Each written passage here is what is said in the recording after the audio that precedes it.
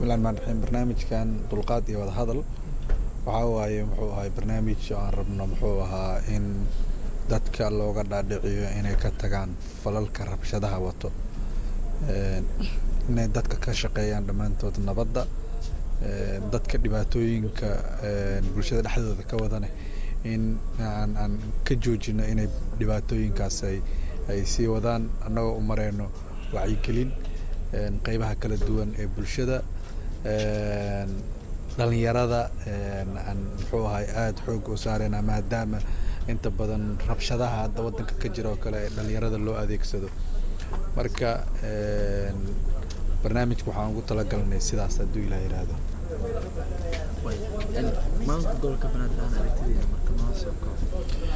ka maamul ahaan gobolka banaadir maadaama dhibka ugu badan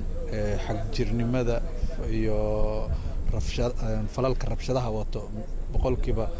inta ugu badan waddanka Soomaaliya maadaama ay ka jirto gobolka banaadir marka hadda waxaan u soconnaa in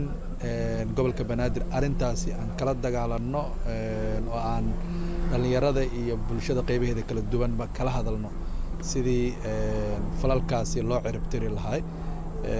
bulshada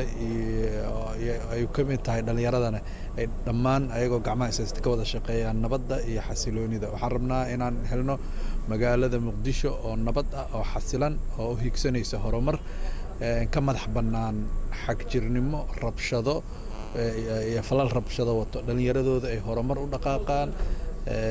ay ka fikiraan in ay sida wadamada hore u maray inay wax soo saar iyo